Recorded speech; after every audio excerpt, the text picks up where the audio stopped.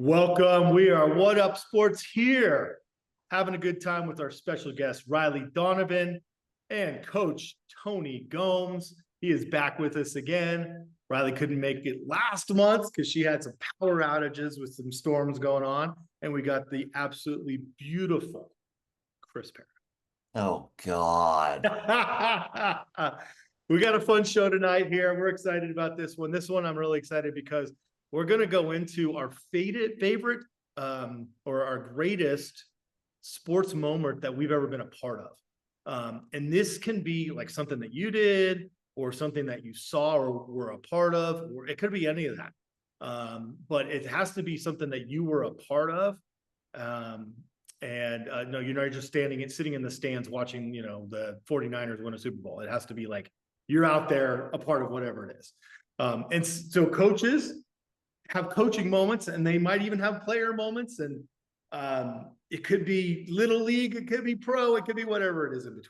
So we're gonna go with that, and actually I'm gonna go right to Riley right off the bat. We're gonna hit her right between the eyes, and let's have a good conversation about what's your greatest moment that you've been a part of and why. Like, kind of go into some details about what that was about. Give us a story about that moment. Sure. I mean, gosh, there's so many amazing memories as a player, like thinking of some pretty, yeah, just so cool. But there's two that initially popped in my head. One was I was just like, it was such for me as an athlete, it truly, I don't know, it built my confidence. My confidence was so broken down and brittle, and it built back up in one game. It was so crazy. And Chris, I don't know if this was my freshman or sophomore year, so I don't know if you were here for this time. I think it was my freshman year, but we were playing against a pretty tough opponent, and we were down by, I want to say it was 3-0. And I was catching, and I had just gotten a new glove. It was my sister's old glove, so it was broken in. Anyways, I couldn't catch for the life of me. I couldn't catch the ball. It was a new glove, and I was it was popping out of my glove. Runners were running on me, and Coach Borg was just fuming because that wasn't me. I wasn't acting like myself as behind the plate, and it was building up in my head and my chest. I could just feel it. I was like, oh my God, I'm not doing my job. I'm the reason these runs are scoring, whatever. So we're down by 3, and Coach took me behind the dugout and just laid into me. I was crying. I was a real emotional player. And she was like, "Why are you crying?" And I was like, I don't know. Just keep going. I know what you're saying is true. I just can't stop. And it's it wasn't like she was, abusing me or anything. It was just she was telling me the truth, and I already knew it. And I was so passionate as a player that it took control sometimes. So anyways, I just was feeling just this big. And then I remember I walked up to the plate, and I had bases loaded, and I was like, all right, I gotta stay calm. Obviously, I took some deep breaths, and in the moment, I ended up hitting a grand slam, and we ended up winning the game with the grand slam. And I just remember number one, the relief, which is very silly, but the relief of being okay, I'm good. We're good. And just also just the growth of I struggled and was struggling all game as on defense, and then on offense I came through, which I just feel like is such a big thing to focus on and show that you can always come back from something. And yeah, that was one. My other one was of one of the pitchers that I caught when we won the World Series the second time my senior year. She was all over the place all season long, and she struggled a lot to just find the zone consistently. She was a phenomenal pitcher, but she struggled to stay consistent. And I just remember she, for the World Series, the tournament itself, she was lights out, and it was insane to watch somebody flip that switch of just I'm going. And she it was insane. Nobody could touch her, and that like truly like it gives me chills thinking about like how she just locked in because she was always capable of doing it, and it was just something along the way of playoffs. Like it switched in her brain, and she was just an animal, and it was so cool to see. So those are the two that popped into my head. I want to talk a little more into that because I love how passionate it was that you were a part of something that somebody else did that was so amazing that was, it leads into you being a coach, but it also, that's such a teammate. It's such a teammate right there too, right? Like you guys did that together, but she was so amazing to you and everybody else around her. But you were like, I'm just a part of this. I get to touch this. This is a part of how she was so incredible that I get to a little rub off of that, and definitely love, I have some of those moments. I'm sure every one of you have had those moments where you're just so proud of somebody else that it's so incredibly great. Definitely. Yeah. All right, Coach Gomes, let's do it. All right. I've had, a long career and a lot of beautiful memories. Obviously winning a state championship last year is probably at the top for me, but as a player, we are playing in Humboldt against the Humboldt Crabs up in Eureka, and it's a Friday night game, and it's just it's not a pitcher's duel. It's a rake fest. And I play with this cat named Craig Constantino, still a good friend of mine. I talk to him all the time, and big dude, 6'5", 270. He's a monster. His ball long way, right?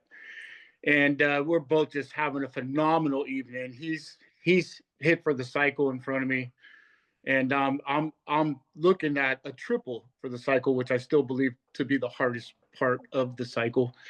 And it's my last at bat of the night, and I just absolutely leak on one into the gap. And in Humboldt's ballpark, they have a light pole that is actually on the field side of the fence. It actually comes into play. And my ball splits the outfielders, and they both dive for it. And it hits this pole, and it kind of trickles behind as I'm coming in a second. And I'm like, all right, here we go. And I'm going in the third. The ball's coming in. I slide head first. I grab the corner of the bag. I look up. I see the umpire with the safes. And I'm just like, my teammate and I just both hit for the cycle in the same game. And I don't think, I've ever been a part of something. Now, cycles are extremely rare, obviously. But to have two guys do it in the same game, I'll probably never, ever forget that. God, no. You know what? It's funny, as you were saying that, it made me think. You said the triple's the hardest part of it. So let's say you start a game. Riley, Chris, you got to answer this too. You hit a triple to start. Your next at bat, you hit a home run. Your third at bat and your fourth. Let's say you get a single or a double, whatever. Let's go on a double. Fourth at bat, you crush it. Do you stop at first base? I mean, depending where you're at in the game, yes, I would. Hell yeah. Freaking Are love you it. kidding? If we're winning and it's not like a concern, oh yeah, I'm stopping it first. But also, what I about wouldn't as a know that coach? it was happening. Unless somebody told me, I wouldn't know that it was happening. But as a coach, how would you deal with that player? He'd be sitting. If my I think it depends. If my player stopped at first base and he got a possible double or a triple, he's going to be with turf. We call that turf shoes and a jacket because that's what you're going to be wearing next game. Listen.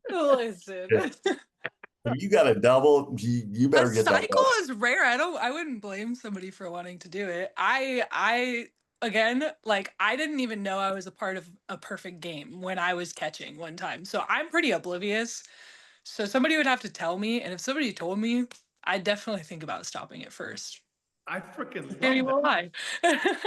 But I also love where Coach Gomes is like, you're in trouble, man.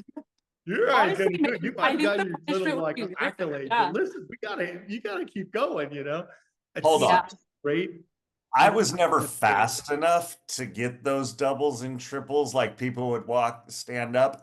So I'm going for the double. I'm going for another triple, whatever it is that I need. I'm going as far as I can because I was never fast enough. Yeah, you're like Oh. oxygen at the end of your run, right? That is so funny. I love that. But I love that that was such a great experience for you to do that. Like you, boom, you did it. Two people did it.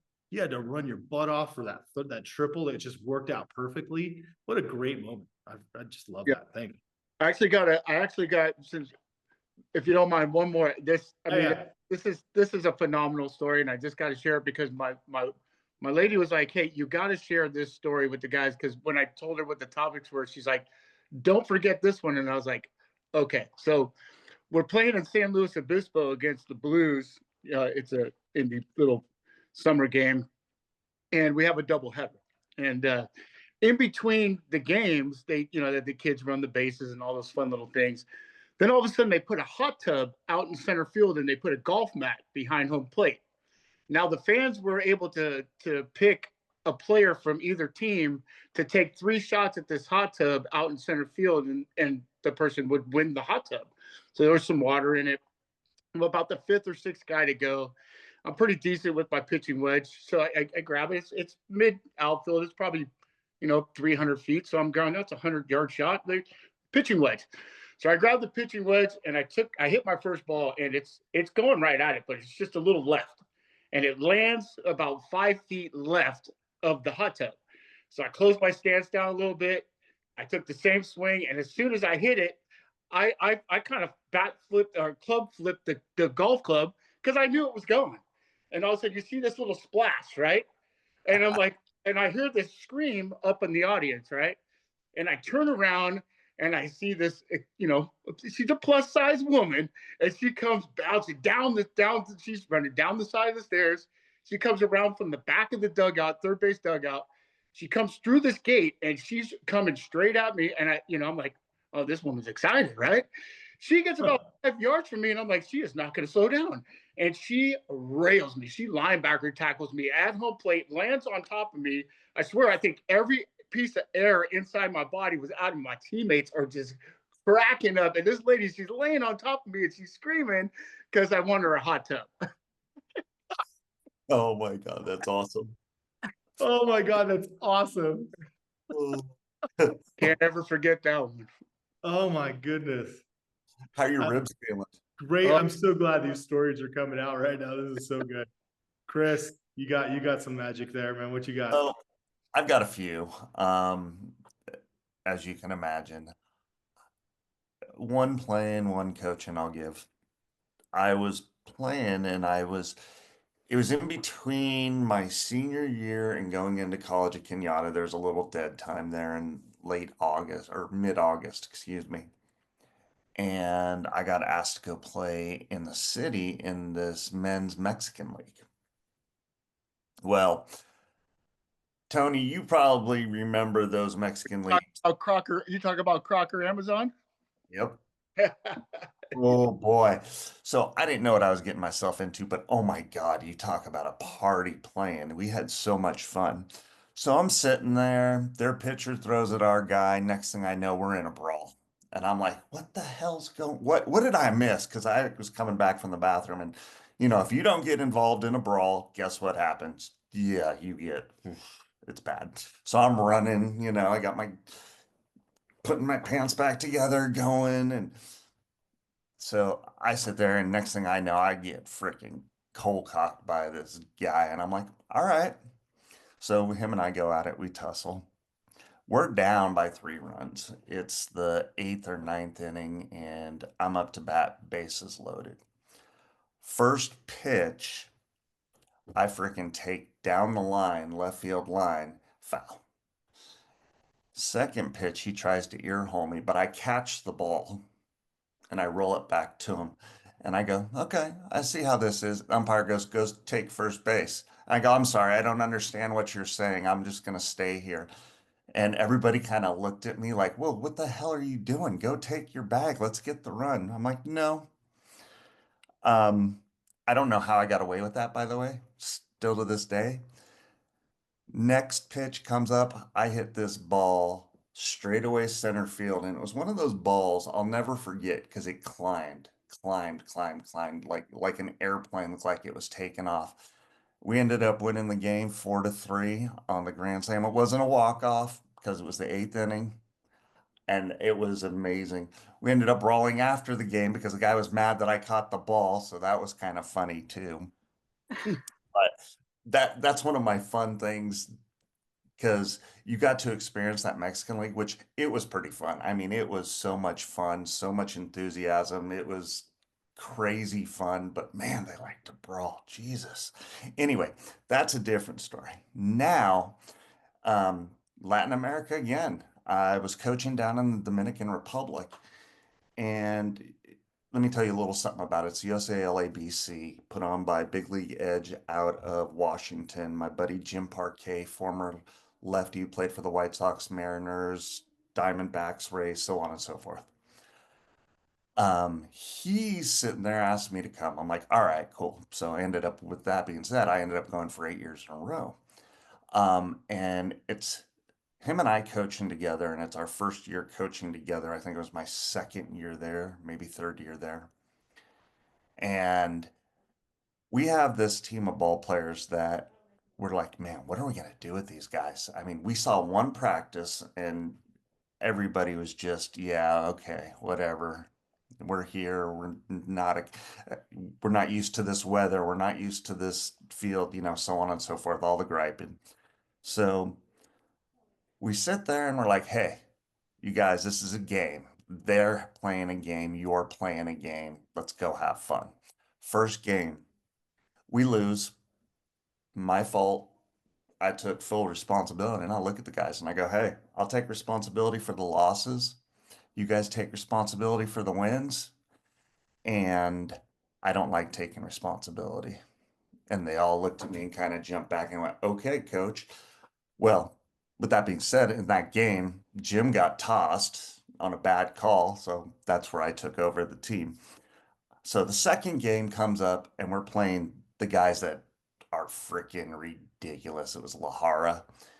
And these guys they were 16 years old, throwing about 94, 95 with this going on with the ball and could rake. Well, we ended up beating them 2-1. So we're like, all right, this is cool. The next day we play U.S. Virgin Islands, and they were straight up legit. We lost to them 1-0. So we're 1-2. We have to win the fourth game or we're done. We ended up winning the fourth game 8-0. So we're going into the medal rounds. Basically, we are the number 4 seed at 2-2. We go into the game. We are playing the number 1 seed, who is the U.S. Virgin Islands. Tight back and forth ball game. It's 3-2 or 4-2. I can't remember, and it's the bottom of the 7th. Well, we're up because we won the coin flip, which I don't understand why that went that way. But so we're up. We get a runner on. Kid smokes a line drive to left center field. All right, cool. Next kid comes up, hits a ball to right center field. I'm like, okay, cool. Well, we're on this field. It's called La Havia, and it's how do I put it? This field has been there since like 1902. It's pretty cool, actually. And this kid comes up and hits this ball. And not only does he crush it, he puts it into the factory, which is behind this 50-foot wall, straightaway center field. So we're going to the championship game. And we're sitting there and we're like, all right, cool. We're playing Lahara, sweet, beautiful. Let's go and have some fun, guys. We came out and we scored 8 runs in the first inning and then scored 5 runs in the second inning and just destroyed them. I mean, and we hadn't played that good, but the guys had the fire and the edge. This was the first time I had won in the Dominican Republic a tournament. So to me, that was extremely special. And it was Jim's first time winning the 16U tournament. So it was kind of something for me and him to enjoy this moment. If you look on my social media, you'll see me, him, and one other coach that was there as well. And I know I'm being long-winded about this, but that's how passionate I was about going down there, making sure that we were ambassadors of the game for America, and we ended up winning it. So I ended up in 8 years, I won 4 years. So I was pretty happy with that. Tell me about the celebration though. Oh my God. Tell me that. Like long-winded or whatever. What's that like to like, you guys have all had this experience. I've had it too. Tell me what you win that thing down there in Dominican Republic. What's that celebration like? What is it when you're running out on the field? Are you tackling people? Like who do you aim for first when you're trying to celebrate, right? So I'm a little different. Okay. Here's You're why. gonna run. That's number one. But number two is I like my players to enjoy the moment. I want to sit back and I want to take it in. I kind of take a moment, let them run, let them jump, let them do everything. And I sit there and I go over and I shake the other coach's hand. That's just me, the way that I am and how I do things. My moment comes is when we get on that bus after all that, after they all celebrate and enjoy the moment at the field, we get on that bus and I get to talk to them and tell them, hey, you guys did a hell of a job. You focused, basically the after game meeting to let them know how proud I was of them and what I felt. And that was kind of my moment from me to them. And that was always something that I enjoyed doing. You know, what you just said actually cycles around to why I came up with this topic. I'm really big about making memories and creating moments. And sometimes you just happen to be in a place where you get to be a part of a moment. And, Riley and Coach Gomes and you guys all just shared some moments that you'll never forget. There's probably moments like you probably even get a little teary-eyed about how special that moment was. And that's the beauty of this conversation. I thought about every single moment I could think of. I was like, hey, I've played professionally. I've tried out. Those tryouts were incredible. What I had to do to prove myself. Being a kid and hitting a home run in a home run derby and finding out that I won a puppy, my first pet and my first best friend. These incredible moments that you have, and it finalized on me for what was my greatest one. And believe it or not, I was saying don't be in the stands and you're not a part of it, but I'm going to use one of those because it had something to do. No, oh yeah, it works. Nope. It works. And you'll appreciate all it right, because all right. I was at the A's game and they were on a streak that everybody knows about, right? Breaks the streak, games in a row. I'm at the stadium and they win this game. They break the streak. But here's where it's special for me. It's not about the A's. I've got my dad and my brother and my grandfather next to me. My grandfather's next to me, my brother's next to him, and then my dad's at the end. And there's a rally going, and they come back, they win it, and they break the record. And my grandfather is standing there, and he says, this is the greatest thing my eyes have ever seen. And I'm like, really? And he goes, when I was in the military, I used to play baseball, and he was in my unit with the guy who held the record for the A's originally. And I just got to see that record being broken with my grandsons and my son-in-law. And this is the greatest moment my eyes have ever seen. That's memories. That's moments. That's where I landed. It wasn't that. It was what was right there. Yeah. And so why I asked how the celebration was with you, because I wanted to know how much closer you got to the people that you did that with. Oh yeah. I still yeah, right? I still talk with a lot of those ball players. They'll catch me on social media text me, email me. One of the kids is playing in the Rangers organization right now, and him and I talk every once in a while. We actually interviewed him, Camden Perry. Yep. Yeah, went to Bishop Gorman, played up there.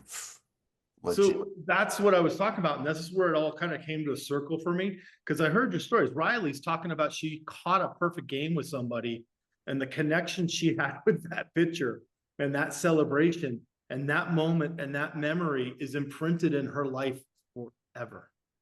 And it shapes who she is as well right now. Coach Conte, you've got a million of them. You've won state titles.